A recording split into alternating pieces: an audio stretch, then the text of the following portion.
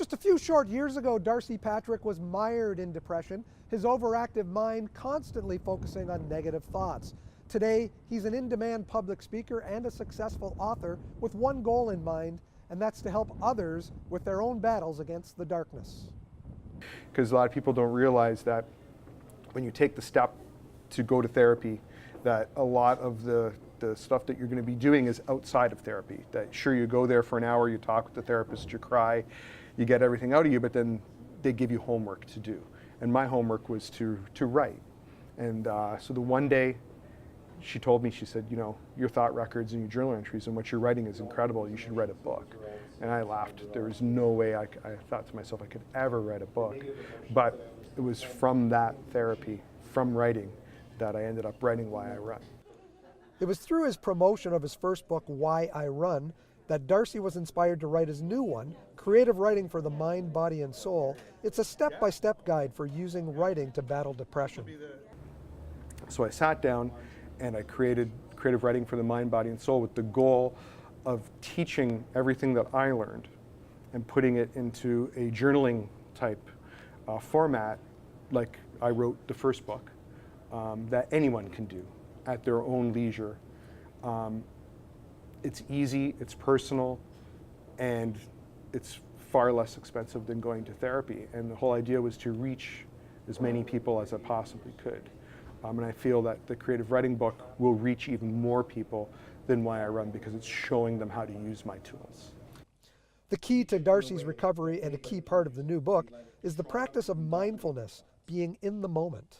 On the back of the new book, Creative Writing for the Mind, Body, and Soul, there's a picture of an orange. And the reason why that's there was it was the first mindfulness exercise that I was given. When I started the mindfulness and meditation, I thought it was the most hippie, trippy stuff that would never work for me in my entire life.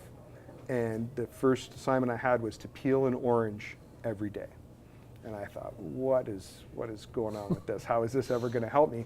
But what happened was I would sit down at a table with an orange and a napkin, and I'd look at the orange and I'd notice everything about the orange. Its textures, how it felt, how it looked.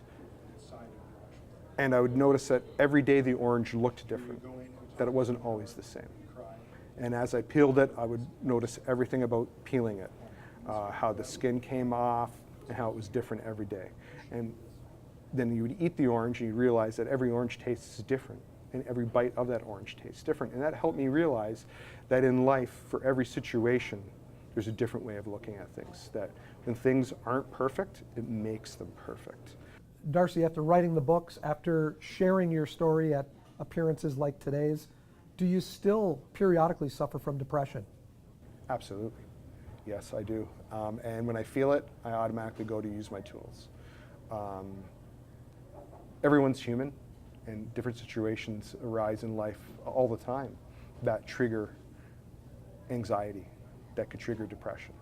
To say that you're cured from negative emotion, I think would be a false statement. So yeah, I do have my struggles still, but I have tools, and I take pride in doing them. You see, before, I used to have to get out of bed and go to work. I used to have to do things in my life. But now I enjoy doing the things that I do, right? So I enjoy using my tools. I enjoy, you know, when a negative thought comes, I enjoy proving it wrong. Why I Run and Creative Writing for the Mind, Body, and Soul are available right here in downtown St. Catharines at the Long and McQuaid store, as well as at chapter stores and online. Visit darcypatrick.com for information on his upcoming speaking engagements and book signings. Reporting in St. Catharines for The Source, I'm Mike Balsom.